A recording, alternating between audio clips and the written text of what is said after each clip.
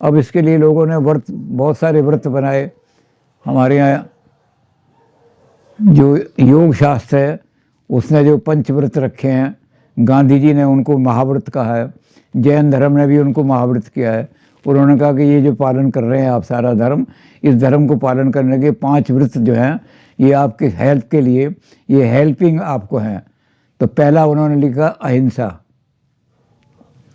मेरे हाथ से किसी को नुकसान नहीं पहुंचेगा अपने स्वार्थ के लिए। अपने स्वार्थ के लिए किसी को नुकसान पहुंचाना ये हिंसा है। तो पहला रखा उन्होंने अहिंसा। दूसरा रखा अस्तेय, धर्म के लक्षणों में भी दिखाया था कि मैं कोई ऐसी चीज़, अस्तेय का अर्थ होता है कि चोरी नहीं करूँगा। चोरी का मतलब मैं कोई ऐसी चीज़ नहीं लूँगा जिस पर मेरा अधिकार नहीं है।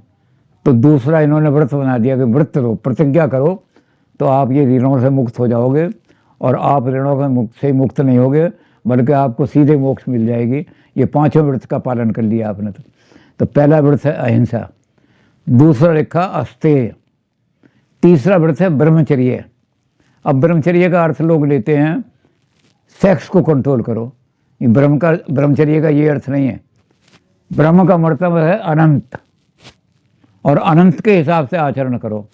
ऐसा काम जो मेरे ऊपर बंधन लादता है, सेक्स की इच्छा अगर एक बार हो गई तो बार बार ये हमें प्रेरित करेगी, ये एक बंधन सा लग जाएगा हमारे ऊपर।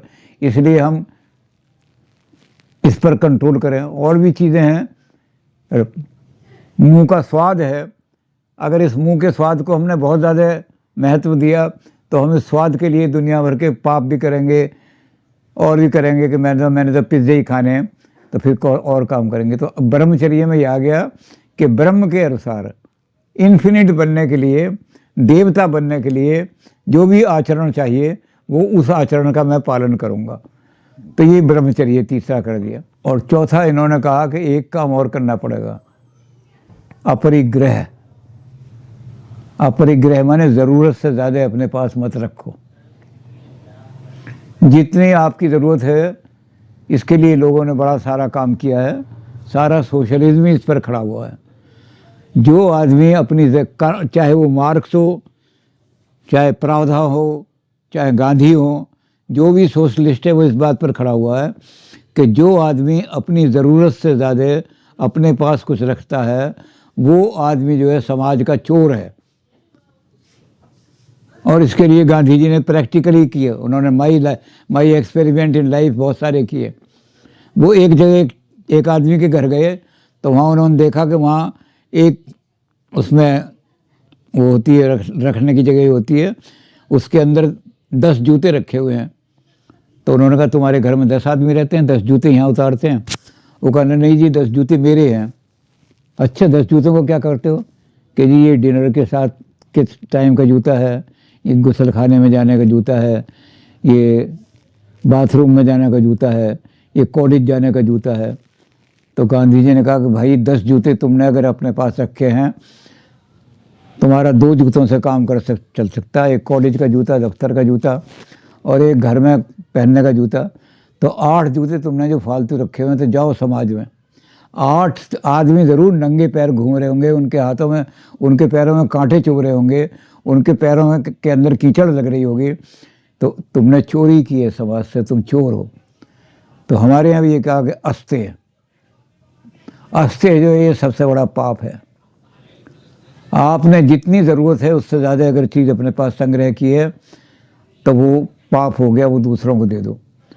जिनके पास नहीं है उनको दे दो।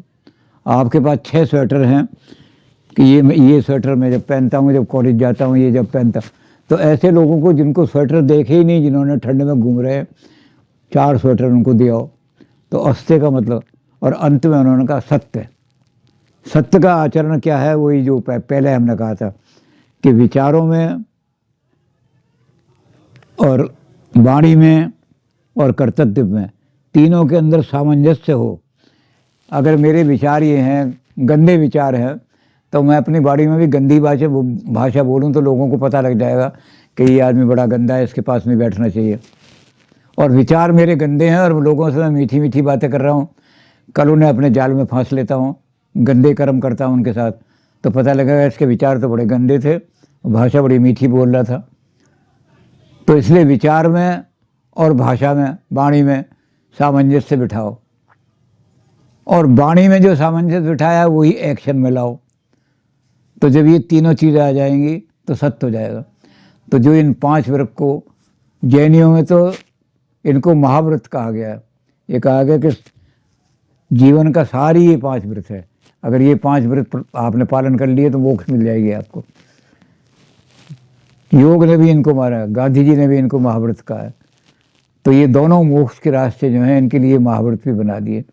तो धर्म, अर्थ, काम और मोक्ष ये हमारी नैतिकता के आधार हैं सारे के सारे। और अंत में ये कह दिया, आचारहीनम न पुनंति वेदा। वेद पढ़ने से आप महान पवित्र नहीं बन सकते। आचार, आपका अगर आचरण अच्छा है, आपका चाल चलन अच्छा है, आपका कैरेक्टर अच्छा है, तभी आप संसार के अंदर महान बन सकते हो, तभी पवित्र कहलाने के योग होंगे। तो ये इन्होंने 5 योग दे दिए, दोनों रास्ते बता दिए, और दोनों रास्तों में ये कह दिया कि जो जिसको सुगम लगे वो चुन ले। अगर उसको ये लगता है कि मैं सारी चीज़ों का त्याग कर सकता हूँ, और अगर उसे लगे त्याग करना बड़ा मुश्किल है, कौन त्याग करेगा बेटों को, कौन त्याग करेगा पैसे को, कौन त्याग करेगा अपनी प्रतिष्ठा को, तो फिर इधर आ जाओ प्रवृत्ति मार्ग में।